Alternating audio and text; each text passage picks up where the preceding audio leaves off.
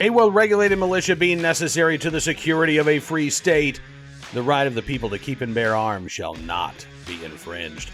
Welcome to another edition of Bearing Arms Cam & Company. My name is Cam Edwards. I'm so glad you joined us on the program today. We've got a good one for you. We're going to be talking about the Pennsylvania Senate race. You know, Pat Toomey, he of the Manchin Toomey gun control legislation from a few years ago, is not running for re-election next year, which leaves that Senate seat up for grabs. And there are a gaggle of candidates, both Democrats and Republicans, who have announced their intention to run.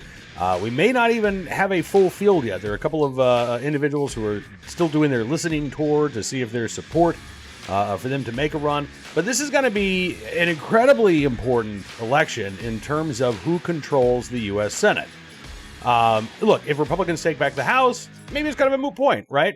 Because Republicans will at least have one roadblock to prevent Democrats from advancing their anti-gun agenda. If, however, Democrats somehow manage to keep a hold of the House and they gain even one or two seats in the Senate, I mean, we're talking game over. We're talking nuking the filibuster. We're talking packing the Supreme Court. We're talking passing all kinds of gun control laws with 51 votes in the Senate. So that's why this race is so critical. And over on the Republican side in Pennsylvania, the newest candidate, Dr. Mehmet Oz, Dr. Oz, who got into the race after Sean Parnell dropped out of the race. But at Fox News, they note that Dr. Oz doesn't seem to hold our right to keep and bear arms in very high regard. In fact, they say that his previous statements on gun control have raised eyebrows after his entry into the Senate race, noting that he's been an outspoken advocate for gun control policies in the past, promoting a call for a ban on semi-automatic firearms. Yeah, Oz has also historically championed so-called red flag laws, which would allow the government to confiscate firearms from individuals without proof of malicious intent, as Fox News says. And look, as far as celebrity doctors go, I mean, that position that he took, supporting red flag laws, banning semi-automatic firearms, I'm sure that put him comfortably in line with the folks at the American Medical Association, at least the top brass, not necessarily the rank and file doctors. But, you know, look, I mean, that was the conventional position for a TV personality like Dr. Oz to take. Well, of course, we need common sense gun control measures, right?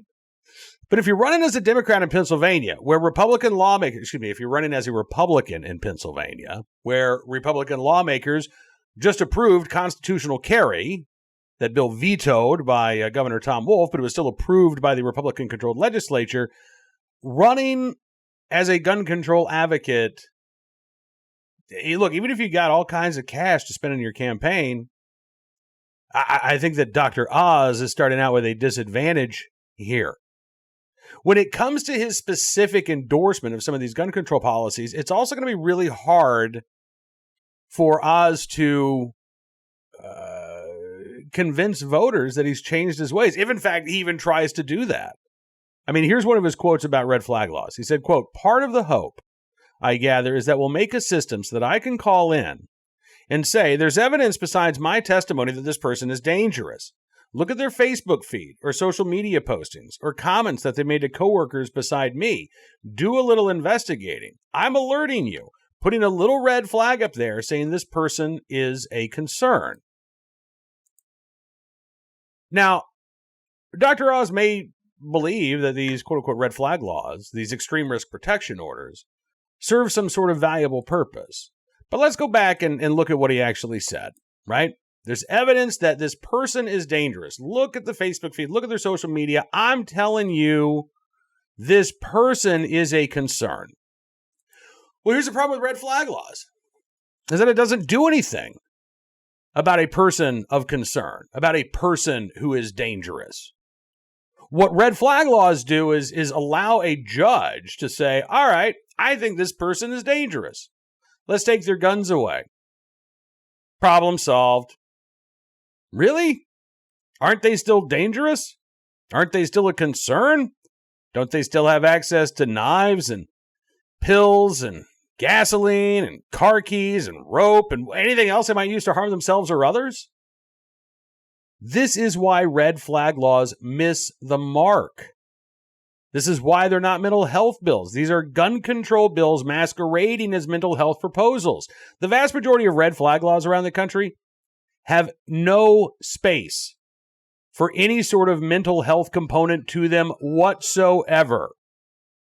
They just don't. They are a tool designed to allow authorities to remove lawfully possessed firearms from individuals that a judge says is a danger to themselves or others. But they leave the supposedly dangerous individual alone. So, I got to say, I have my objections to red flag laws in general. I know that Pennsylvania gun owners do too. And the idea that Mehmet Oz is running for Senate as a red flag supporter, that is concerning. As Fox News says as well, Oz does not include, quote, gun violence or the Second Amendment on the list of issues on his website. Instead saying, quote, Dr. Oz seeks to rebuild the middle layers of society, institutions like family and community that have been hollowed out by failed policies, narrow thinking, and toxic culture wars. He knows that no government can substitute for the dignity of work, the security of health care, and the spiritual support of our family. What about the right of self-defense, Dr. Oz? What about the right to keep and bear arms? At a time in which violent crime is rising across the Keystone State and many other states around the country, the right of self-defense is critically important to millions of Pennsylvanians. It doesn't sound like it's all that important to Dr. Oz, nor is your right to keep and bear arms. So I have no idea what's going to happen here. I have no idea if we're going to see Dr. Oz try to reinvent himself as some sort of Second Amendment stalwart, or if he is going to actually run for the U.S. Senate seat in Pennsylvania as a quote-unquote gun sense Republican, which, again, I don't think is going to get him very far, but I also don't think it's going to be possible. It's certainly not going to be easy for Dr. Oz to try to reinvent himself as a supporter of the right to keep and bear arms when he's got a paper trail showing that he's been anything but in recent years. So then the question becomes, what other candidates are out there? And there are a ton of them on both the Republican and the Democratic side. I'll just go through the Republicans real quick. There's Jeff Bartos, who was a former GOP nominee for lieutenant governor. He founded a nonprofit during the pandemic called the Pennsylvania 30-Day Fund.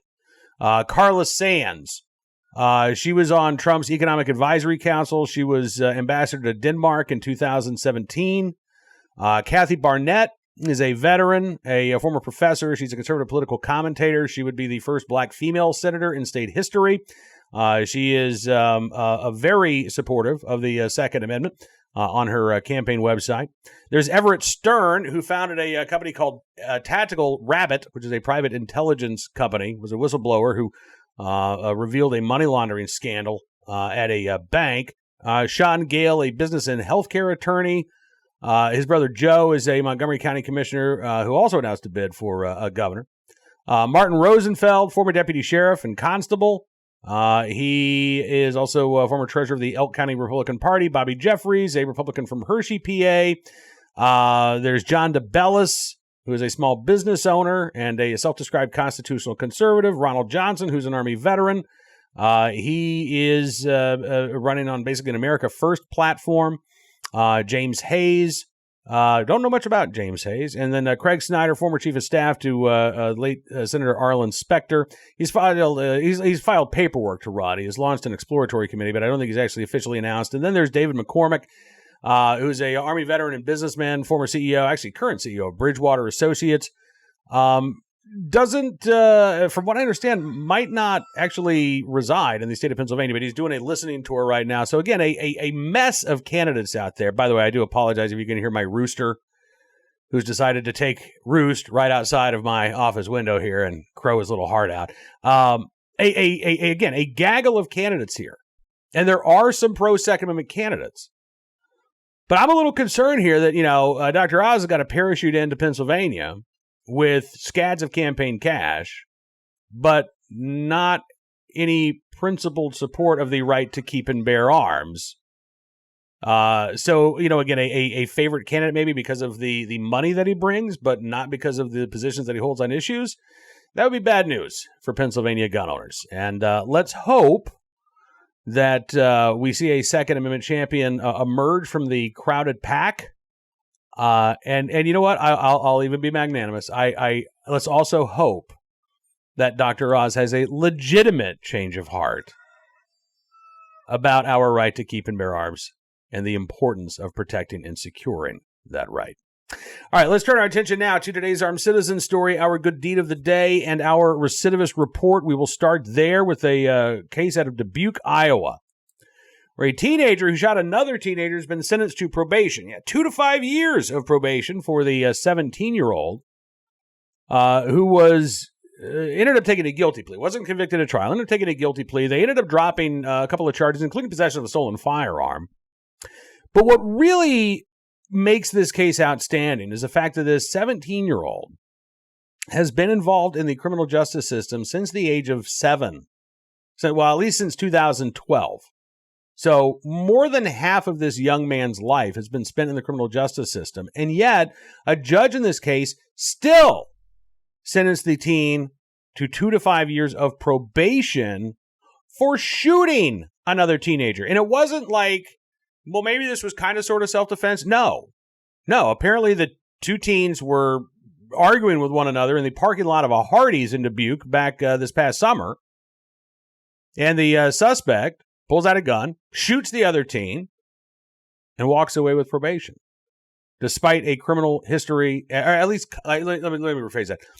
Despite the fact that he has had contact and has been a part of the juvenile justice system for almost 10 years, still getting a probationary sentence after shooting someone.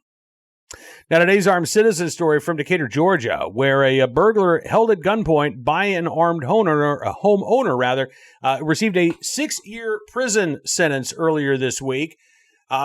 The actual incident happened back in August, and the suspect was originally reported to have broken into a car dealership there in Decatur, stole a vehicle, got into an accident in that stolen vehicle, left the other driver with a broken neck, and then took off on foot.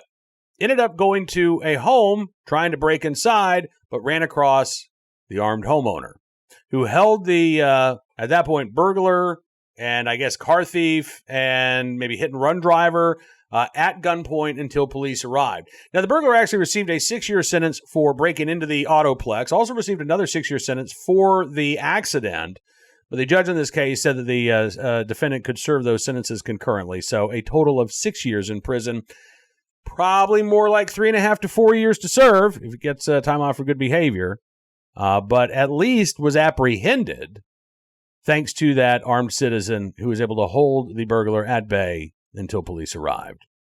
And finally today, our good deed of the day from Chesterfield County, Virginia, where Chesterfield County Sergeant John Kimmenauer, in the right place, at the right time, willing and able to do the right thing to come to the aid of a woman and her child who were stuck on the side of the road.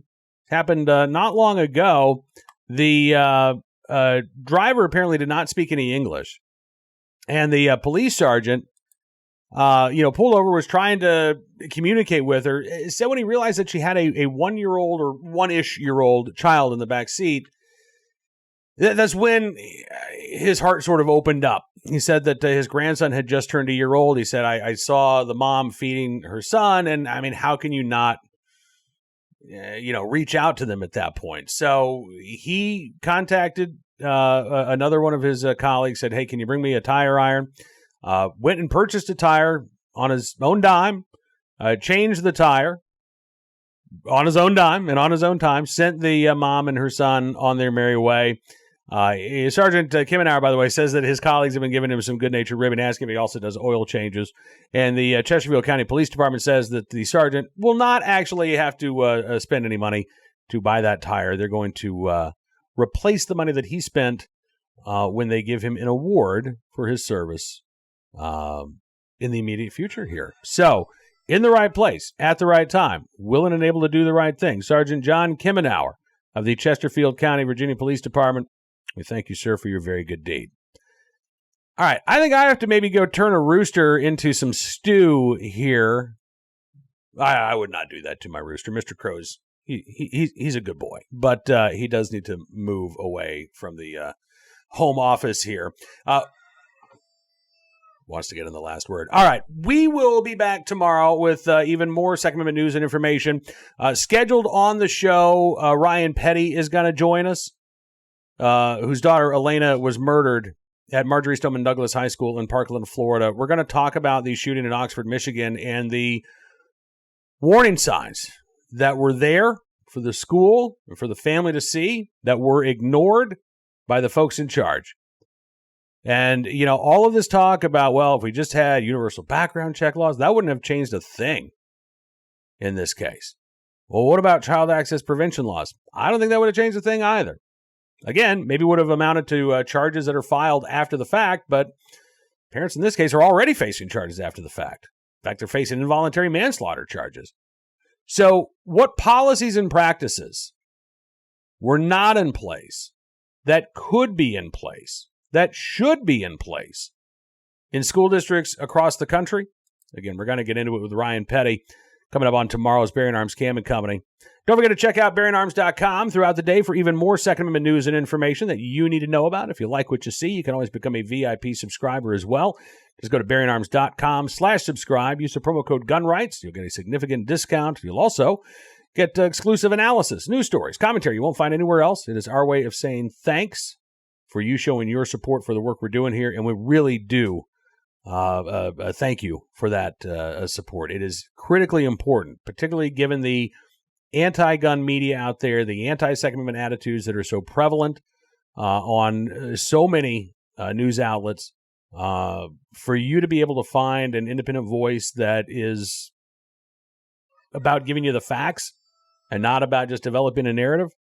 I think it is needed in this country. And there are just a few outlets that are doing that when it comes to our right to keep and bear arms. I'd like to think that we're one of them. So, again, we thank you for your support. Look forward to seeing you here again tomorrow. Until we talk again, be well, be safe, and be free.